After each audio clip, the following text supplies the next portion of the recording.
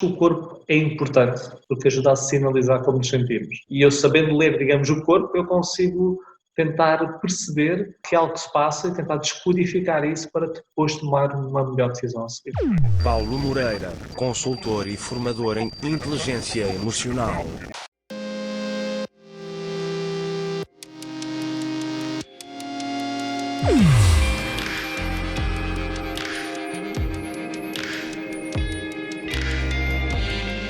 Carne esperta. Eu sou o Bis, jornalista do mundo das máquinas com o objetivo de investigar a inteligência humana. Olá, vamos então começar. 1. Conte-me um exemplo de inteligência humana a acontecer. Eu penso que um exemplo de inteligência humana hoje em dia vê-se no maior interesse de várias causas que existem, onde há maior consciência do impacto do comportamento humano, por exemplo, no ambiente.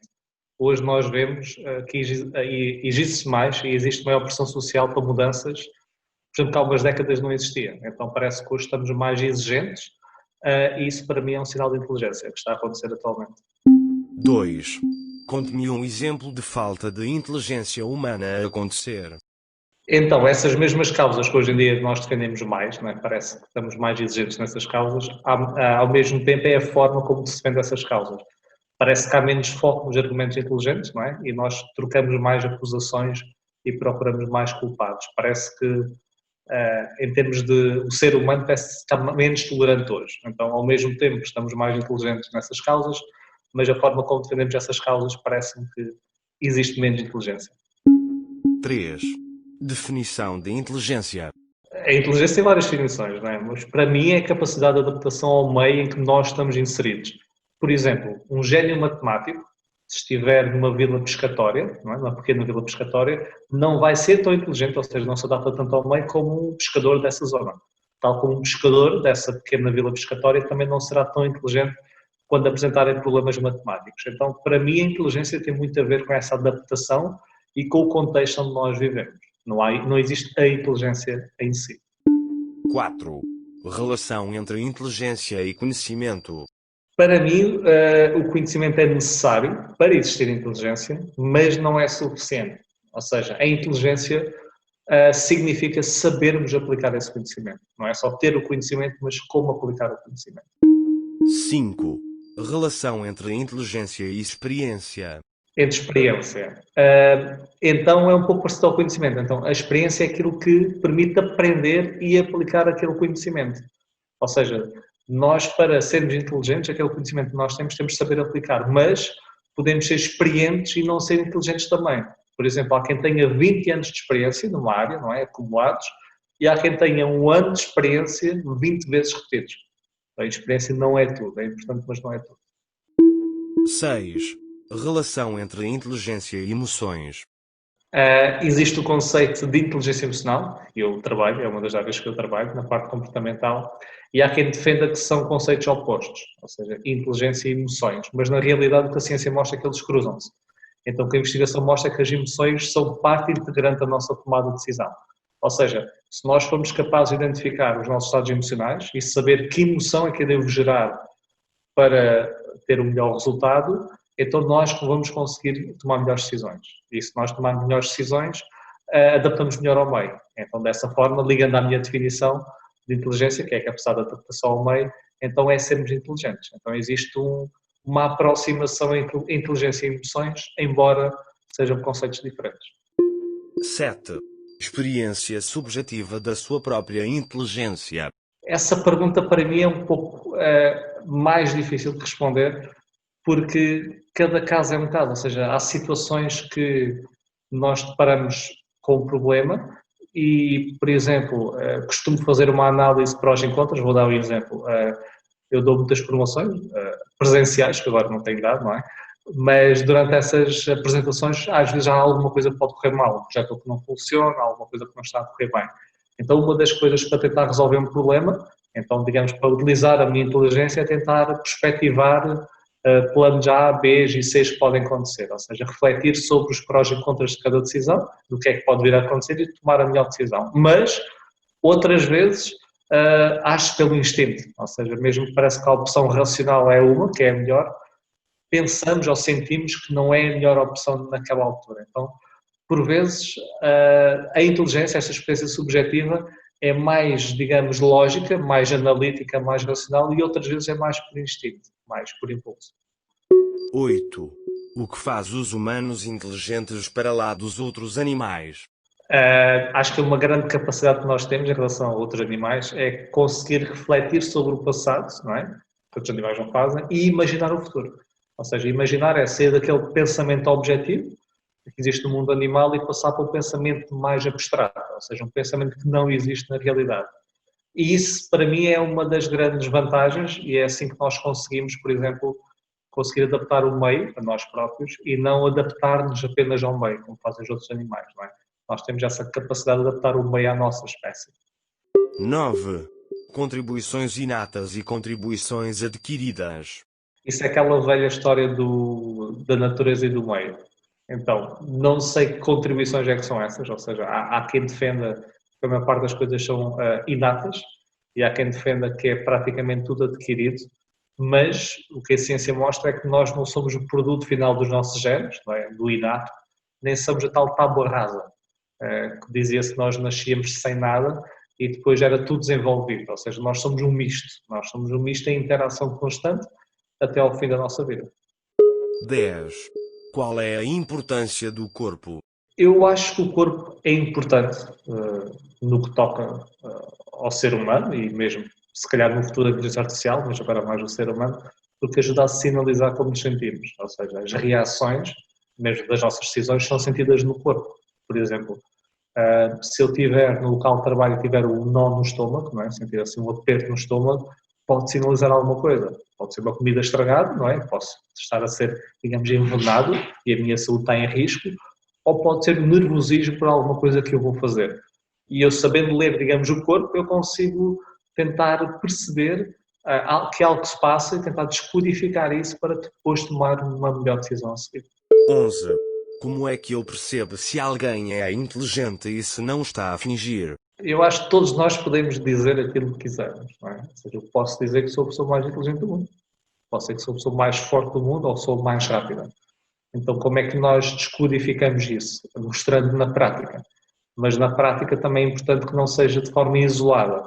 Ou seja, nós temos de traduzir as palavras em ações, em comportamentos observáveis, mas é preciso observar ações consistentes. Nós não conseguimos inferir nada através de comportamentos isolados. Então, não transmite muita informação. Nós temos que ver esse comportamento observado através de várias formas. Então, para percebermos se alguém é inteligente ou não, é observar, tentar validar aquilo que a pessoa diz e observar isso ao longo de algum tempo ou em várias situações diferentes.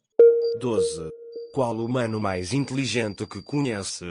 O humano mais inteligente que eu conheço, eu não vou dizer que é o mais, mas com base na minha definição, não é, de inteligência, que é nós adaptarmos ao meio, talvez o Dalai Lama. Porquê? Esse é um líder espiritual budista, que todos os humanos conhecem pelo menos, mas ele tem a capacidade de encaixe e curiosidade acima da média, ou seja, ele todos os anos, ele faz isso, já escreveu vários livros, reúne-se com vários cientistas de várias áreas, como a neurociência, e tenta cruzar esses conceitos, digamos, mais espirituais com a ciência. E ele também se chegou a dizer que era capaz de deixar de lado práticas budistas antigas, não é? Caso a ciência comprove que não são eficazes, ou que não são positivas. E ter essa flexibilidade mental, ou seja, deixar crenças de lado que estão tão enraizadas, para mim é um sinal de elevada inteligência. 13. Como varia a inteligência de humano para humano? Como varia? Eu acho que resumidamente, existe aquela base biológica forte. Se nós formos ver alguma investigação, nós vemos que, por exemplo, gêmeos monozigóticos, não é? Gêmeos, digamos, verdadeiros, que nascem em famílias distantes, que não se cruzam, têm QIs muito mais similares que gêmeos dizigóticos, ou seja, que são os gêmeos falsos, que vivem na mesma, digamos, família. É uma forma de despistar se é o meio ou se é o gêmeo. Então há uma base biológica forte, mas ao mesmo tempo a forma como nós, digamos, encaramos a inteligência e a forma como nós lidamos no nosso dia-a-dia pode ser desenvolvida. Então acho que varia com a parte biológica, que vem a nossa herança, e depois com o que é que nós fazemos com aquilo que temos.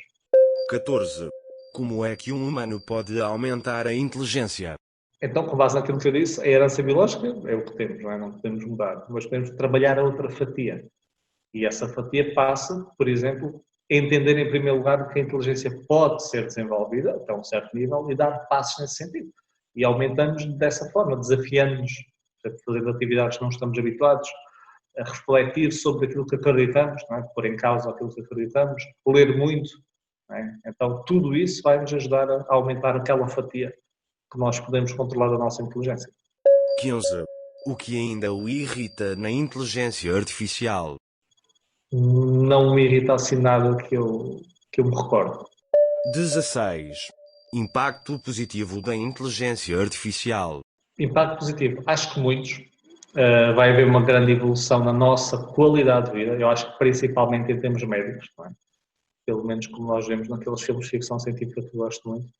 Nós conseguimos evoluir muito, penso eu, com nanotecnologia e isso tudo, eu não percebo muito, mas devemos dar um grande salto qualitativo e até quantitativo na nossa qualidade de vida. E mesmo também no cotidiano, ou seja, pequenas tarefas que já existem, mais mecanizadas, mais rotineiras, a inteligência artificial vai-nos conseguir, digamos, dar um grande salto qualitativo na nossa qualidade de vida. 17. Impacto negativo da inteligência artificial. O impacto negativo que eu acho que pode acontecer, e já acontece em algumas áreas, é a forte dependência, não é? Vamos supor que na eventualidade de um apocalipse ou a eventualidade de ficarmos sem acesso, digamos, à inteligência artificial, não é? Se calhar essa forte dependência faz-nos ter dificuldade em retomar enquanto sociedade, vai-nos fazer ficar muito dependentes e depois não temos aquela autonomia necessária para evoluir e crescer enquanto sociedade. Então, esse acho que é o maior impacto. 18. Inteligência natural e artificial em 2050. Em 2050, daqui a 30 anos. Então, eu acho que vai existir uma ligação cada vez mais forte. Penso que nas próximas décadas vai ser isso. É aquela ligação entre humano e máquina. Então, eu acho que a inteligência artificial vai aumentar a natural, não é? Vai ajudar a exponenciar a natural, e ao mesmo tempo, ao fazer isso, não é? A natural vai, de volta, influenciar e fazer crescer ainda mais a artificial, de formas que nós hoje não estamos a conseguir pensar. Então, acho que vai haver uma ligação muito íntima entre homem e máquina, entre inteligência natural e artificial. 19.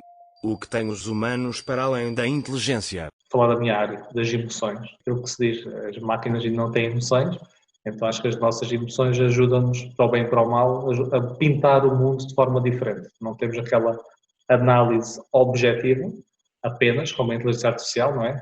Algorítmica, mas temos também as nossas emoções que traz a subjetividade. Por isso acho que sim, além da inteligência, as emoções. 20. Mensagem para os humanos que só agora nasceram. Uma mensagem que eu acho muito importante é trabalhar o pensamento crítico. E vai muito ao encontro do que eu tinha dito nas primeiras questões, que era qual era o lado mau, não era? Uma falta de inteligência, não é? Humana. Eu acho que é essa falta de pensamento crítico. Temos muito aquelas ideias polarizadas, acreditamos muito numa causa em algo e não vemos o resto à volta, então temos que fomentar mais esse pensamento crítico, mais essa flexibilidade cognitiva. Então, a mensagem seria isso: aprendam a ver o mundo de perspectivas diferentes e trabalhem o vosso pensamento crítico e metam em causa muitas coisas que vocês acreditam. 21. O que me recomenda para vos perceber melhor. O problema é que nós nem nos percebemos a nós. Então, não somos ainda capazes de prever o comportamento humano com exatidão. Não existe ainda investigação à volta disso, já foi tentado, mas não é possível. Ou seja, porquê? Porque nós somos menos racionais do que pensamos. Nós temos emoções, que são subjetivas, nós temos, digamos, o nosso mundo interior, não é? As nossas vivências, nós temos também aquilo que acreditamos, nós temos os nossos valores, nós temos cultura diferente. Então, para nos entender, eu acho que é preciso ter em conta esses fatores todos. Ou seja, não dá para automaticamente conseguir prever com exatidão como é que uma pessoa se vai comportar em situações novas, sistematicamente. Então, para nos entender, é preciso entender, digamos, essas falhas ou essas diferenças que nós temos. E só aí é que vocês estão preparados para começar a entender-nos. 22. Para terminar, gostaria de me perguntar alguma coisa. Sim. Achas que os humanos são inteligentes? A grande inteligência é sobreviver. Gonçalo M. Tavares. Ok, concordo, a inteligência sobreviver, sem dúvida. É um pouco parecido àquilo que eu acredito, que é capacidade de adaptar ao meio, não é? adaptamos ao meio para conseguir sobreviver e reproduzir. Terminei as perguntas. Muito obrigado.